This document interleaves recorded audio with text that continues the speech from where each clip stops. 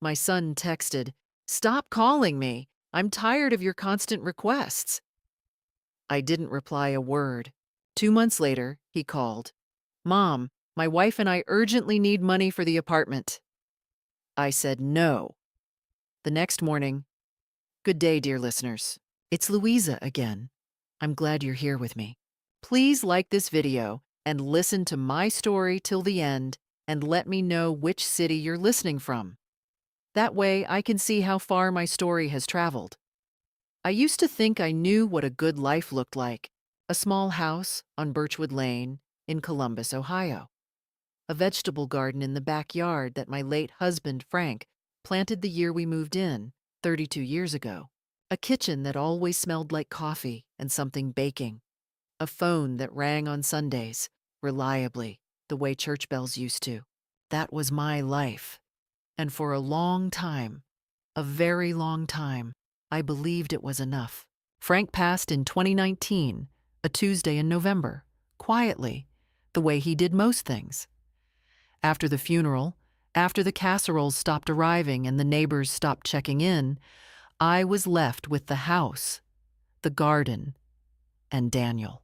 My son, my only child. I told myself that at least I still had him. For the first year, he called often. He and his wife, Courtney, drove up from Cincinnati on holidays, sat at my kitchen table, ate my food, and talked about their plans. They were always making plans. A new car, a vacation, a bathroom renovation. I listened. I offered to help when I could. When Daniel mentioned they were tight one month, I transferred $800 without being asked twice. When Courtney needed a new laptop for her freelance work I never quite understood, I bought it. I was happy to do it. That is what mothers do, I told myself. That is what love looks like in practice. But somewhere between that first year and the third, something shifted. The calls became shorter. Then they became requests. Then they became only requests. Daniel stopped asking how I was before asking for something. He stopped asking at all. I would answer the phone, and within 2 sentences, we were already talking about money or a favor or something I needed to do for them. And when I tried to talk about Frank's anniversary, or my hip that had been bothering me, or the neighbor's dog that kept getting into my garden, Daniel would go quiet in a way that felt like a door closing. I noticed it, the way you notice a draft in a house. Not all at once, but slowly, until you can no longer ignore that something somewhere is open that shouldn't be. Courtney, I should say, had never been warm. She smiled at the right moments and said the right things, but her eyes rarely matched her mouth. She called me Margaret from the very beginning, though I had introduced myself as Peggy, and she never corrected it, not once in 8 years. Small thing. I told myself it was a small thing. I told myself that a lot. The requests escalated in the spring of that year. Daniel called 3 times in 1 week, once about a credit card bill, once about a car repair, once about something vague he described as a short-term gap. Each time, I helped. Each time I waited for a thank you that came clipped and thin, like it cost him something to say it. And then I made a mistake. I called him on a Wednesday evening, just to talk. I had had a hard day. My hip was bad. I had dropped a ceramic pot Frank had given me, and it had shattered on the kitchen floor. I just wanted to hear my son's voice. I called twice. He didn't answer. I left a short message. The next day, I called again, just once. That evening, I got a text. I still remember the exact way the light fell through the kitchen window when I read it. "Mom, stop calling so much. It's exhausting.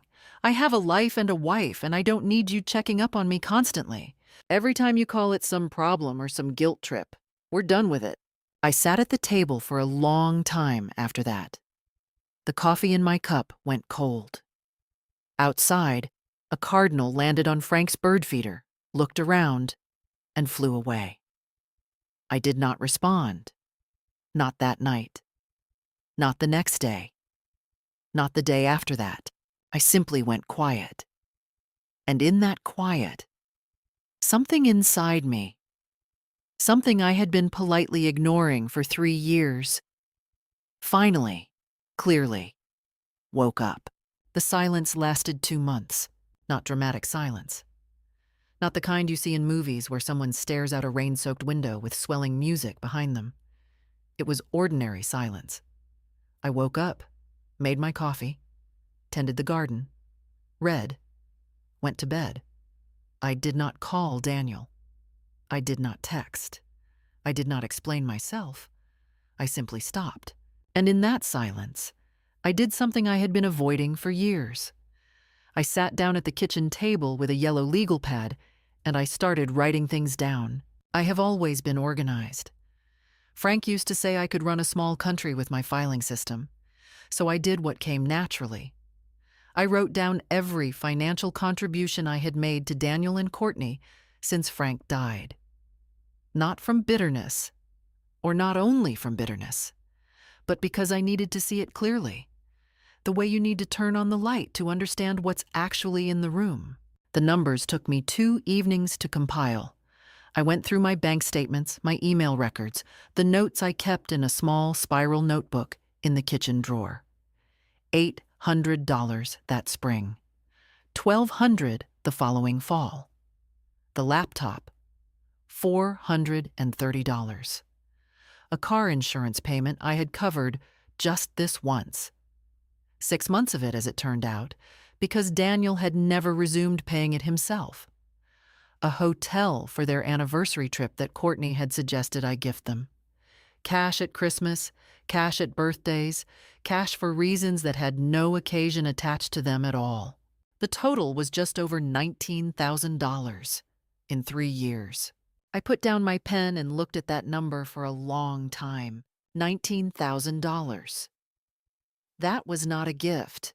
That was a pattern. And I had built it myself. One quiet capitulation at a time, because I was afraid. Afraid of being difficult. Afraid of being the kind of mother who wasn't helpful. Afraid, if I am honest, of being left alone. That fear had cost me $19,000.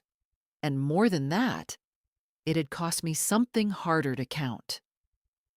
The mornings I'd felt anxious before calling my own son, wondering if this would be a good call or a request. The times I'd swallowed a story about my own life because I could feel his impatience through the phone.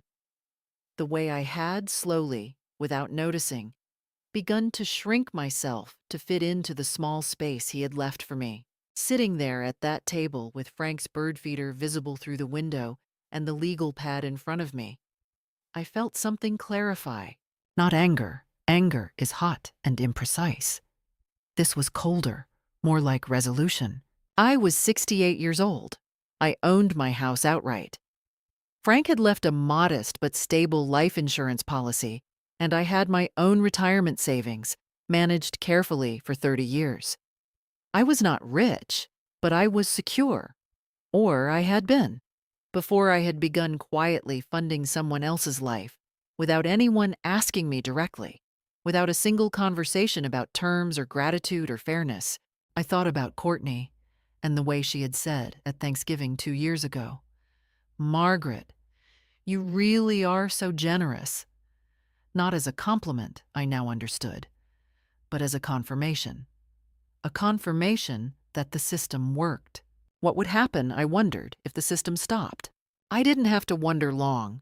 On a Friday morning, 8 weeks after I had received Daniel's text and said nothing in return, my phone rang. I looked at the screen. It was him. I let it ring, not out of cruelty, out of curiosity. He left no voicemail. An hour later, a text. "Mom, call me when you can." That was new.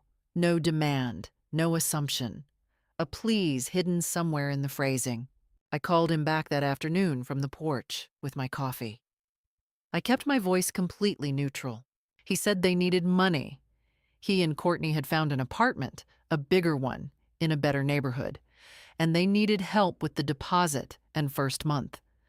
The number he named was $11,000. I said, "No." One word, nothing attached to it, no apology, No explanation, no softening. The silence on his end lasted long enough that I checked to see if the call had dropped. "What do you mean, no?" he said. "I mean, no," I said. "I hope you find another way." And I said goodbye and ended the call.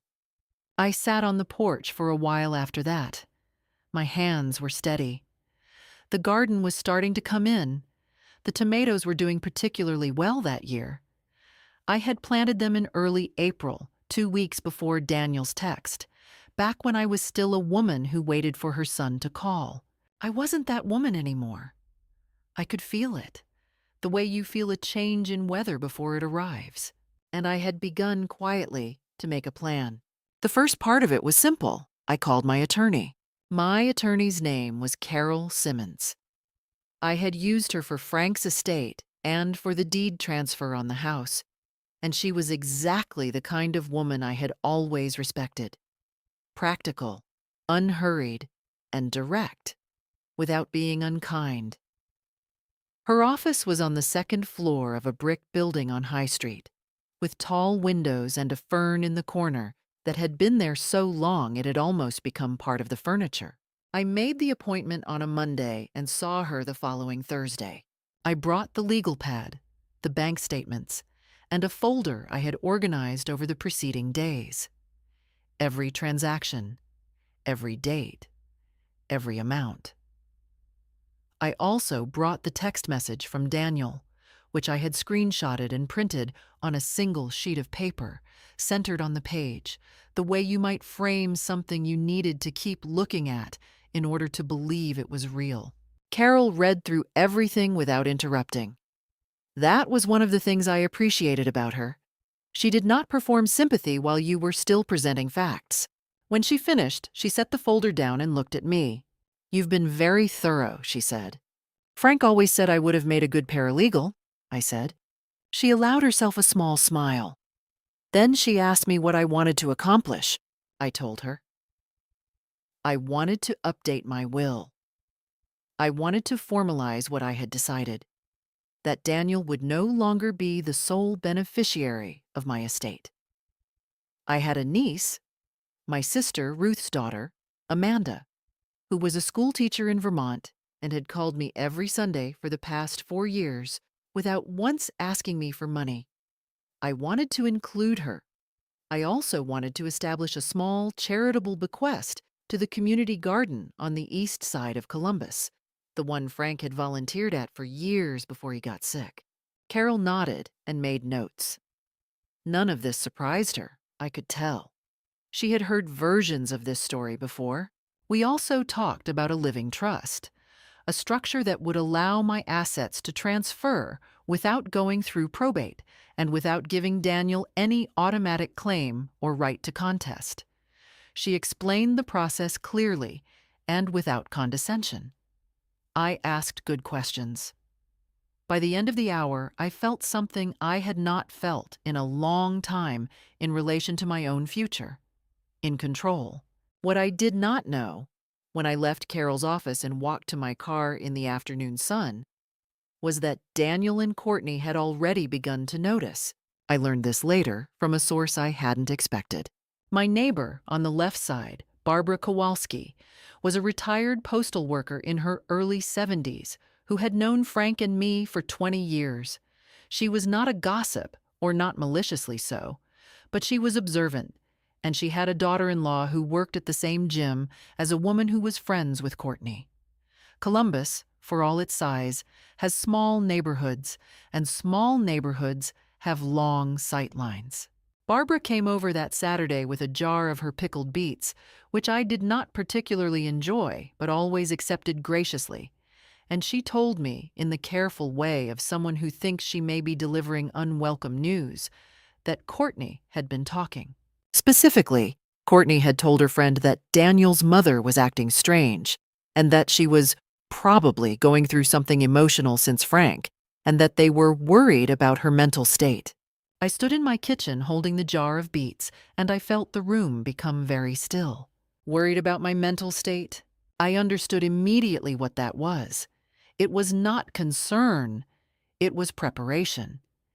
It was the beginning of a narrative a narrative in which my decisions could be explained away as confusion, grief, age. A narrative that could be useful if, for instance, someone wanted to challenge a will. I had read about this. I had not expected to live it. I thanked Barbara for the beats and for telling me. After she left, I called Carol Simmons and left a message. I also did something I had not planned to do yet. I wrote down the date, Barbara's name, the name of Courtney's friend, as Barbara had given it to me, and exactly what had been said. I put it in the folder. If they wanted documentation, I would have better documentation than they could imagine. That evening, for the first time in weeks, I felt not just resolute, but righteous. There is a difference. Resolution is a decision. Righteousness is what happens when someone else's bad behavior confirms that your decision was correct. I called Carol the next morning. I told her what I had learned. There was a brief pause on her end. "Peggy," she said, "I think we should move a little faster." "I agree," I said. The point of no return, I understood, was not when Daniel sent that text. It was not even when I said no to the $11,000. It was this moment when I understood that they had already decided I was a problem to be managed rather than a mother to be respected. I was not a problem to be managed.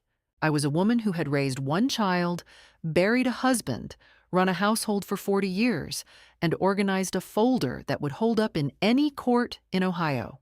And I was just getting started. The revised will was signed on a Wednesday morning, witnessed by Carol and her assistant, notarized, and filed. The living trust documents followed 4 days later. I sat at Carol's conference table with a pen that had been Frank's, a simple black ballpoint he had used for years. And I signed my name in the places Carol indicated, carefully and without hesitation. It was one of the quietest and most significant mornings of my life. On the drive home, I stopped at the farmer's market on Fifth Avenue and bought tomatoes, though mine were already coming in fine, and a small bunch of sunflowers because I wanted them. Small gestures of ordinary life. The world looked the same as it always had. The sky was the particular blue of Ohio in June. I felt, sitting in my car in the parking lot with sunflowers on the passenger seat, an almost startling sense of peace. It lasted 4 days. On Sunday, Daniel called. Then Courtney called from her own number, which was unusual. Then Daniel called again. I did not answer any of them. On Monday, Daniel left a voicemail. His voice controlled, almost gentle, saying that he and Courtney just wanted to talk and that he was worried about me and that he'd heard some things that concerned him. Heard some things. I noted the phrasing. Someone had told him. Columbus was, as I had been reminded, a city of small neighborhoods. I called him back on Tuesday afternoon from the kitchen, standing at the counter. I find I do better in difficult conversations when I am standing. The call began calmly enough. He asked how I was. I said I was well. He asked if we could clear the air. I said I was listening. Then Courtney joined the call. I heard the click and her voice layering over his, and the temperature changed immediately. She got to the point faster than Daniel ever would have. She had heard I had been doing things with the will. She said this the way you might say someone had been spreading rumors. Something faintly accusatory, faintly injured. She said that whatever I was planning, it was not fair to Daniel, who was my only child, who had always been there for me, who had given up things for our relationship. I did not ask what things. I waited. Daniel said that if I was making changes to my estate based on some misunderstanding, he thought we should discuss it before I did anything I couldn't reverse. I said quietly, "It's already done." The silence that followed was a different kind of silence than the one after I said no to the $11,000. That had been shock. This was calculation. Courtney spoke first. Her voice had dropped into a register I had not heard from her before. Flat, deliberate. She said that if I was going to cut Daniel out of what was rightfully his, he would have no choice but to pursue his legal options, and that she had spoken to someone who had told her that adult children could contest wills made under emotional distress or outside influence. There it was, the narrative she'd been building. I let a moment pass. "Courtney," I said, "I am 68 years old. I own my home. I have a licensed attorney, properly witnessed and notarized documents, and 4 years of bank records showing a pattern of one-directional financial transfers totaling more than $19,000. If you'd like to contest anything in court, Carol Simmons is listed. You're welcome to call her." Another silence, longer this time. Daniel said, his voice tight, that I was being cruel, that I was punishing him for one text message, that I was letting my grief over Frank make me irrational. "I'm not grieving irrationally," I said. "I'm adjusting my estate plan to reflect my relationships as they actually are. That is a reasonable thing to do at my age." I said goodbye and ended the call. Then I sat down because my legs, I noticed, were not entirely steady. This was the part they didn't tell you about resolve, that it could be entirely genuine and still cost you something physically. My heart was beating too fast. My hands were cold. I made myself a cup of tea and sat at the kitchen table until both of those things passed. They called 2 more times that evening. I didn't answer. By the next morning, the calls stopped. I gave myself the rest of that week. I did not think about wills or attorneys or Courtney's flat, deliberate voice. I gardened. I had Barbara over for coffee. I called my niece Amanda in Vermont, just to talk about her students, about the weather there, about nothing in particular that mattered and everything that did. I slept well, which surprised me. I was tired. I had earned it. And I knew with a steadiness that settled somewhere below conscious thought that they would be back. The following week brought a shift in strategy, as I had expected it would. Courtney texted first, not Daniel, which was itself a signal. The message was warm in the way of a form letter. She hoped I was doing well. She had been thinking about me. She wanted me to know that she and Daniel didn't want things to be like this. She said she had bought me something, a book about gardening she'd seen and thought of me, and asked if she could drop it off. I read it twice. Then I set the phone down and finished my breakfast. The gardening book was a new move. In 3 years of knowing Courtney, she had never once brought me a gift unprompted. She was communicating through the gesture, and the communication was not kindness. It was the opening move of a renegotiation. She wanted access. She wanted to sit in my kitchen and read my face and determine how serious I was and how far along things were and whether there was still something to be salvaged for their side. I texted back after an hour. I said, "Thank you for thinking of me. Things are fine. I'll be in touch when I'm ready to visit." Not unfriendly, not open. Daniel followed 2 days later with a phone call that I answered because I had decided it was better to know what they were attempting than to leave them to attempt it in silence.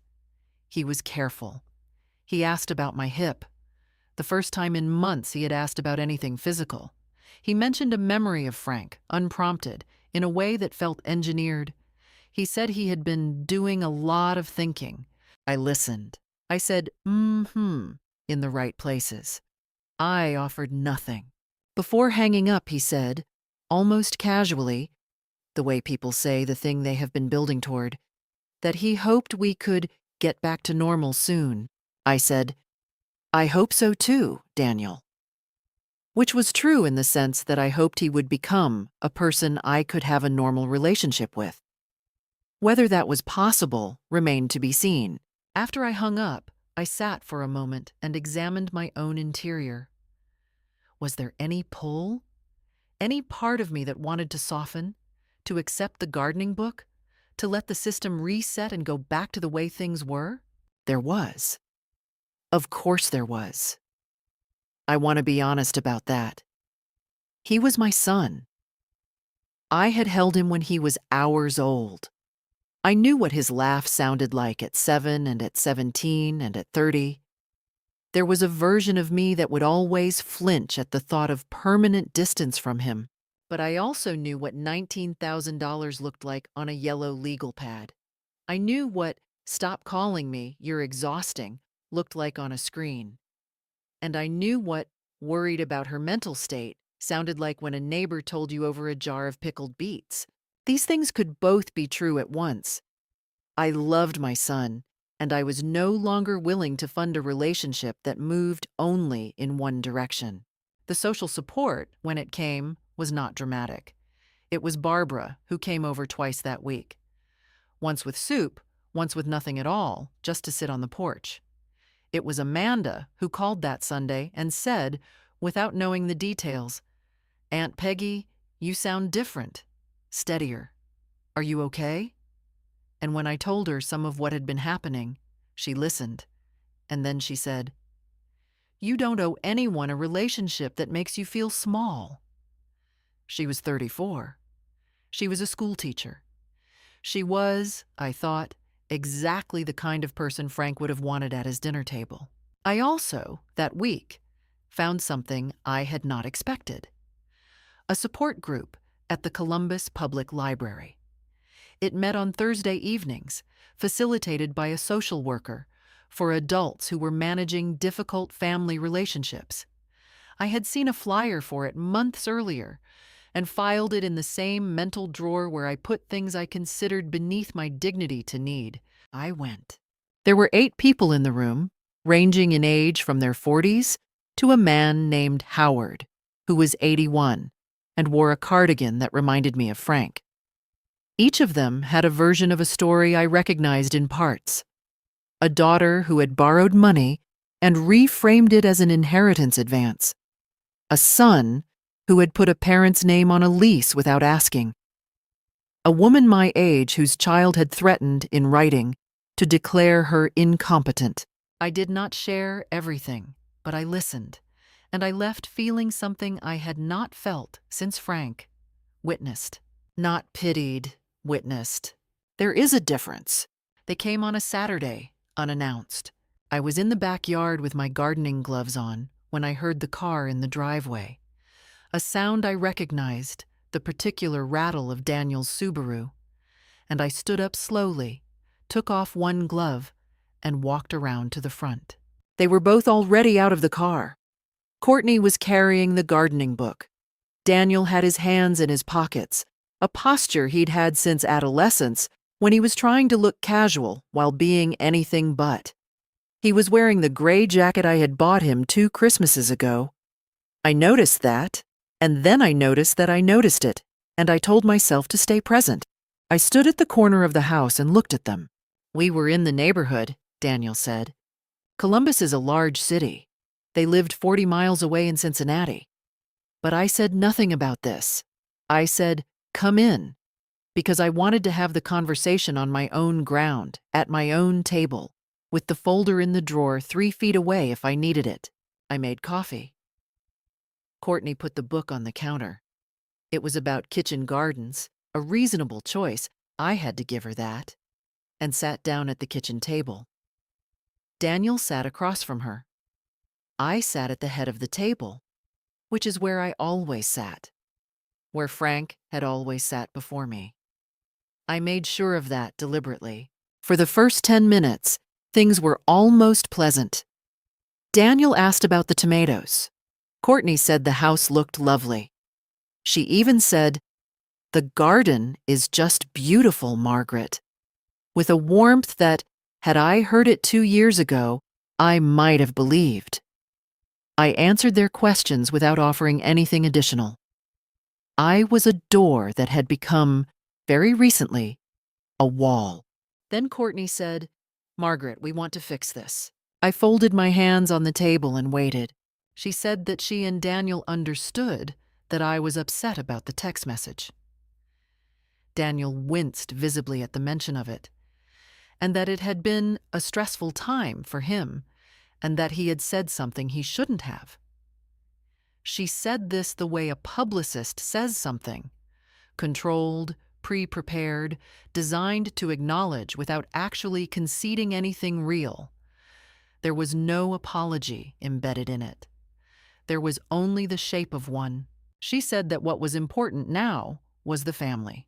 She said the word family 3 times in 4 sentences, which told me it was the center of what she was constructing. Then she said, "We just think that whatever changes you've been making to your arrangements, while you're still emotional about all of this, are probably things you'd want to revisit once we've all had a chance to clear the air." I looked at her. I looked at Daniel, who was looking at the table. "I'm not emotional," I said. "I'm decided." Daniel looked up. "Mom, you're cutting me out of my inheritance, my father's house. The only thing left of—" "Your father left me the house," I said. "It was never yours. And I have made arrangements with a licensed attorney that I am satisfied with." Courtney's voice shifted then. Not loud, but tight. The way wire tightens when it's been pulled past its natural give. She said that if I was really going through with this, she hoped I understood that it changed everything. That she and Daniel had built their plans around a certain understanding of the future. That it was not fair to simply change the rules without warning. There it was. Not family, not love. Plans. An understanding of the future. My future as a financial planning instrument. I looked at her across my own kitchen table. At the woman who had called me Margaret for 8 years, who had accepted every transfer and every gift and every quiet sacrifice, without ever once asking what it cost me. And I felt something very clear and very still move through me. "Courtney," I said, "I am 68 years old and in good health. I plan to be here for a considerable time. Whatever plans you built on an assumption, not a promise." Her jaw tightened. She looked at Daniel. Daniel said, and his voice broke slightly, which I noted and did not let move me, though it cost me something not to be moved. "Mom, I'm your son." "You are," I said, "and I love you, and I will not be going back on my decisions." The room went quiet. Outside, a car passed on Birchwood Lane. The coffee I had made sat mostly untouched in their cups. Then Courtney stood up. She didn't slam her chair. She was too controlled for that. But she stood in a way that took up more space than necessary, and she said that this was a mistake I would regret, and that they had been patient, and that there were things they could do. Things involving the courts, involving my mental competency, involving a record of behavior that she seemed to imply she had been quietly keeping. "Then you should speak to Carol Simmons," I said, standing. "That's her number." Courtney looked at me for a long moment. It was the look of someone recalculating. Then she picked up her bag and walked to the door.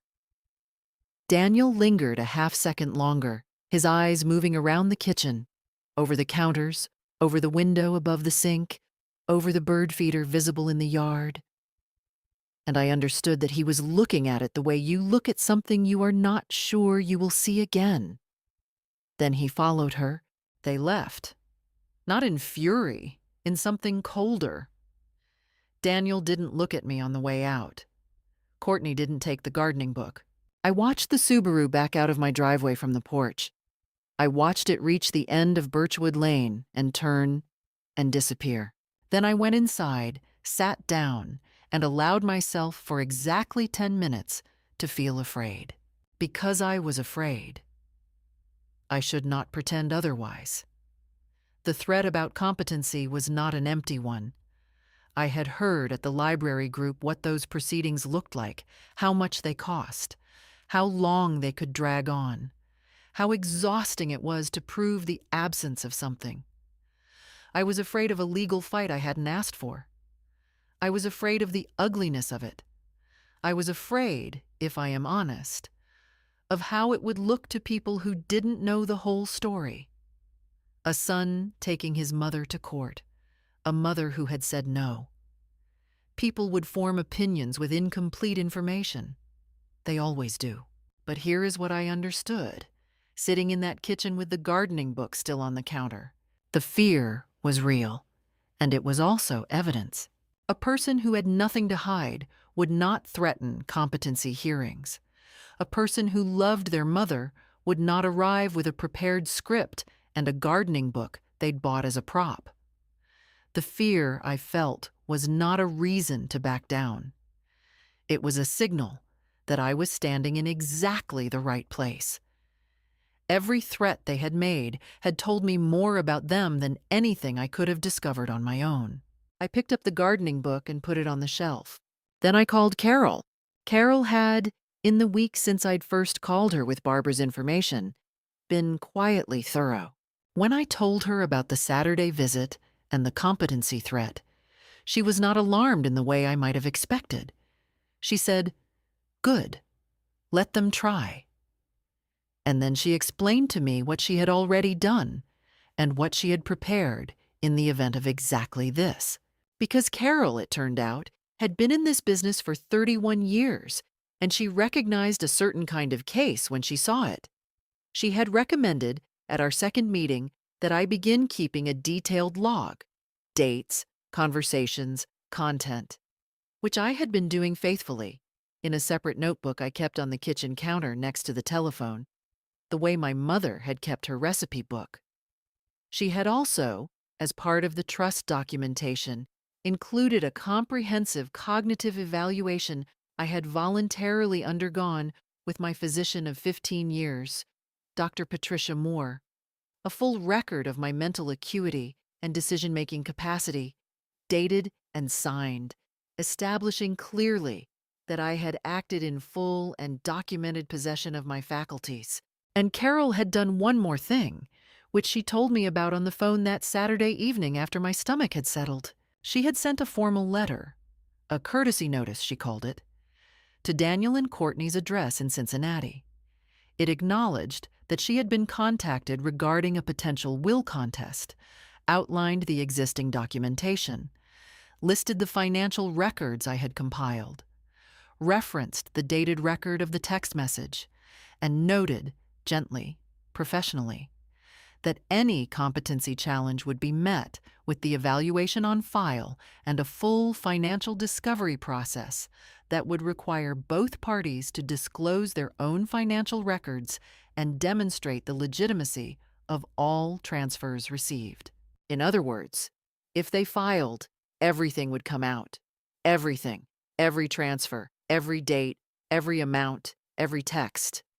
All of it laid out in an Ohio courtroom in front of a judge who had no emotional investment in the story and would read the numbers the same way I had read them at my kitchen table, plainly and without forgiveness.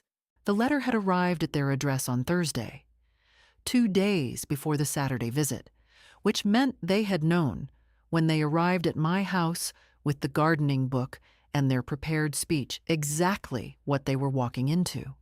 And they had come anyway, which told me something important about their desperation. Desperate people, I had learned, make predictable moves. The decisive scene did not happen in a courtroom. It happened on a Tuesday morning in Carol's office, with the tall windows and the long-tenured fern. Carol had sent a follow-up communication suggesting that if Daniel and Courtney wished to discuss the matter, they were welcome to do so in a structured setting with all parties present. They came, which surprised me. But perhaps they had convinced themselves that in person, they could still change something. Perhaps Courtney, in particular, believed that the right combination of words in the right room could still redirect things. She had managed Daniel for years. Maybe she thought she could manage me. Daniel sat across from me at Carol's conference table. Courtney sat beside him, in a blazer she wore like armor. Carol sat at the head. I sat across from Daniel, with Frank's pen in my jacket pocket, though I had no reason to use it. I just wanted it there. a small, private anchor. Carol laid out the structure of the trust clearly and without drama. She noted the documentation, the evaluation, the financial records. She explained that any contest would require clear and convincing evidence of incapacity or undue influence, and that the existing records strongly precluded both. She spoke in the measured tone of someone who has said difficult things in professional settings for 3 decades and no longer needs volume to be heard. Then she asked if Daniel and Courtney had anything they wished to say. Courtney opened a folder she had brought. She said that she had documentation of her own. She used the word documentation carefully, like someone who had recently learned it and was still calibrating when to deploy it. She said she had texts from me over the years that showed erratic behavior and emotional dependency. She placed 3 printed pages on the table with the precision of someone who had rehearsed the gesture. Carol and I both looked at them. I recognized them immediately.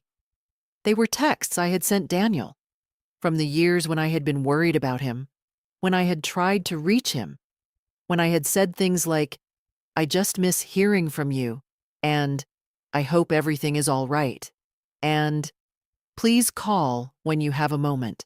The texts of a mother who loved her son. Courtney had decided to call that pathology. Courtney said, "This is a woman who contacted her son every day, who couldn't manage her own emotional—" "Those are from 2021 and 2022, I said. "Before the text message Daniel sent me in March of last year." Courtney stopped. "Would you like to see the financial records for those same years?" I said. "Or would the timeline be sufficient?" Daniel looked at Courtney. Courtney looked at the table. The folder sat between us, its pages suddenly very small. Carol allowed the silence to remain exactly as long as it needed to. She had a gift for that, for letting a room fill with the weight of what had just been said, without rushing to relieve anyone. Then Courtney said, more quietly, that they hadn't meant for things to go this way, that they had been under a lot of financial pressure, that Daniel had been struggling since his company downsized, and she had been working, but it hadn't been enough, and that they had thought. She stopped. They had thought. And there it was, unguarded, finally stripped of the language of family and fairness and concern. They had thought. They had thought ahead. They had built an assumption and a strategy and a quiet, ongoing calculation. And they had never once asked me if I was part of it, or considered what it cost me to be included without my knowledge in someone else's financial projections. Daniel was not looking at either of us. He was looking at his hands, which were flat on the conference table, and he had the expression I had seen on him once before, when he was 11 years old and had broken a neighbor's window with a baseball and had to stand at their door and say so. The expression of someone who has arrived, involuntarily, at the truth. I did not feel victorious in that moment. I want to record that accurately. I felt sad, which surprised me, though perhaps it shouldn't have. Sad for the version of my son I had believed in for 30 years. Sad for the early years when he had called on Sundays without being asked. Sad for what the two of us might have been to each other if different choices had been made along the way, by both of us, starting much earlier than this. But I did not let the sadness move me from the table. I said calmly, "I hope you find your footing, Daniel. I genuinely do." He looked up. His eyes were wet. I held his gaze for a moment, long enough for it to mean something, and then I looked away first, because I had said what I came to say. "But I will not be funding it," I said. "They did not file a contest. I will not pretend I was certain they wouldn't." For 2 weeks after Carol's meeting, I slept lighter than usual, woke sometimes at 4 in the morning to the sound of nothing, and lay in the dark running through scenarios. Frank used to tease me about being a contingency planner. He said I could prepare for a picnic in a way that accounted for hail. He wasn't wrong. And that capacity served me now. I had run the scenarios. I knew what each outcome would require, and I was prepared for all of them. I had the documents. I had the log. I had Dr. Moore's evaluation. I had $19,000 of receipts and a text message printed on a single sheet of paper. I was, if it came to it, ready. But they did not file. Carol received a brief letter from a paralegal at a small Cincinnati firm. Not a formal filing, not a complaint, but an inquiry, testing the water. The letter was vague and careful, the work of someone who had been asked to send it without being given much to work with. Carol responded with 2 paragraphs that summarized the documentation and repeated the offer of full financial discovery. She told me afterward that in her experience, this type of inquiry, the tentative probe rather than the committed action, almost never led anywhere once the other party understood what discovery would actually entail.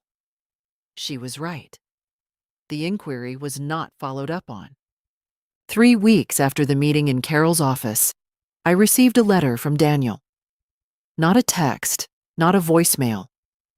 An actual letter, handwritten on plain white paper in his careful, slightly left-leaning script that I had watched form over decades.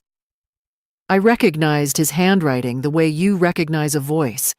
Before you read the words, before you process anything, you simply know it. It was not an apology, exactly. It was something more complicated and, I thought, more honest than an apology would have been at this stage. He said he had understood from the meeting that things had gone further than he had realized, and that Courtney and he had been handling their financial situation badly and unfairly toward me. He did not characterize Courtney in detail. He wouldn't, and I didn't expect him to, nor did I need him to. But the pronoun was telling. We, not she. He was not redirecting the blame entirely, and I respected that more than I would have respected a letter that painted Courtney as the sole architect of everything. He said he didn't expect me to change my arrangements. He said he hoped someday we could be in the same room without it being a battle. He said he missed Frank. That sentence I read several times. I sat at the kitchen table with the letter for a long time.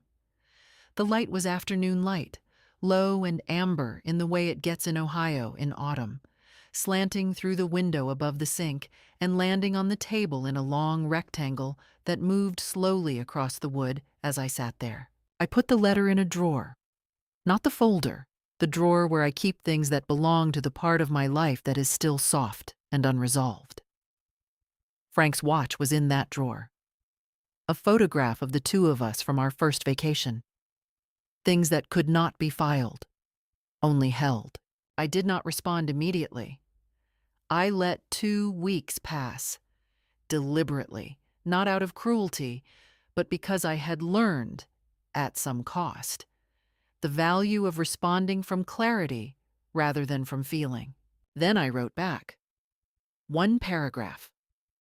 I said that I heard him, that I did not want permanent estrangement, but that I needed time, and that any future relationship between us would have to be built on different terms than the ones we had operated on for the past several years. I said that I thought he was capable of being more than what the last 3 years had shown me. I said I believed that, and that I would hold space for it, but that I would not hold my breath. I wished him well, genuinely. I signed it as I always had. Love, Mom. Then I sealed it and mailed it, the old-fashioned way, the way Frank and I had mailed letters to his mother when she was still alive, before phone calls became the assumed default. There was something important to me about the physical act of it. Folding the paper, pressing the envelope, walking it to the mailbox at the corner of Birchwood Lane in the gray October morning. It felt like punctuation, a period at the end of a very long sentence. I heard nothing back. That was fine. I had said what I meant to say, and nothing more, and nothing less. The trust remained exactly as Carol and I had constructed it. Amanda was in it. The community garden was in it. Daniel was not excluded entirely. I had, in a later amendment, included a modest bequest, because disinheriting a child completely is a decision I believe should be made with clarity and not with anger. And when I made it calmly and carefully, in a quiet hour at the kitchen table with Frank's pen and my legal pad, I found that I did not want complete erasure. What I wanted was proportion. What I had given him, in the end, was exactly what he had earned in the years I had known him clearly, something modest and no more. Courtney did not contact me again. Not a text, not a call, not a letter. The silence from her was absolute and immediate, which confirmed what I had suspected, that her investment in the relationship had been precisely as instrumental as it had appeared. When the instrument stopped working, there was nothing else. I did not mourn that. I had stopped mourning things that had never really existed some time before. The gardening book she had left was still on my shelf. I eventually gave it to Barbara, who was more interested in kitchen gardens than I was, and who sent me a text 2 weeks later saying she had already tried 2 of the recipes and that the herb bed layout on page 47 was absolutely genius. I was glad the book found someone who could use it. Carol filed the finalized trust documents on a Wednesday morning in September. I signed them at her conference table with Frank's pen and shook her hand, and she held it a moment longer than a formal handshake required and said simply, "Well done, Peggy." I thanked her. I meant it. I walked out into an afternoon that was cooling toward fall, the kind of afternoon that smells like dried leaves and distant wood smoke. I stood on the sidewalk outside Carol's building for a moment and looked up at the sky, which was the particular pale blue of Ohio in September. And I thought of Frank, the way I did not in grief, but in gratitude. Grateful that he had known me. Grateful that I had known him. And grateful that the life he'd left me was still mine to live on my own terms. I drove home on High Street. I pulled into my driveway on Birchwood Lane. The tomatoes were done. The garden looked clean and prepared, ready for winter, ready for spring. I went inside and made a cup of tea and sat at the kitchen table in the quiet, in the good, ordinary quiet of a house that was entirely and completely mine. No one had taken anything from me. I had not let them. The winter that year was long and gray, and I moved through it with a lightness I had almost forgotten I was capable of. I had stopped waiting for permission to enjoy my own life. That sounds like a small thing. It was not a small thing. For years, I had arranged myself around other people's comfort, their schedules, their moods, their needs, until I had forgotten what it felt like to simply want something and go after it without checking first whether it would inconvenience anyone. In October, I joined the community garden on the east side of Columbus as a volunteer. I showed up on Saturday mornings in my old work jacket and turned beds and learned the names of people who had worked that soil for years. There was a woman named Gloria who was 83 and could identify every weed by sight and told jokes that would have made Frank laugh until he cried.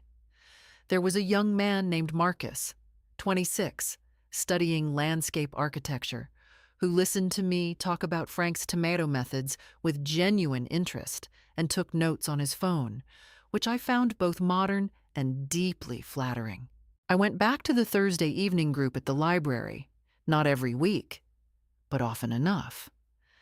I had become, without intending to, someone that newer members sought out quietly after meetings.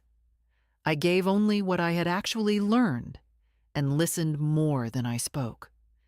There is a particular kind of usefulness in having come out the other side of something, not unscathed, but intact. and being willing to say so honestly to someone still in the middle of it. Amanda came for Thanksgiving.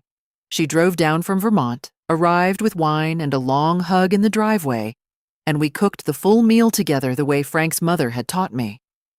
We ate at the kitchen table with all the leaves extended, just the two of us, talking for hours about everything and nothing. The best Thanksgiving I'd had in years.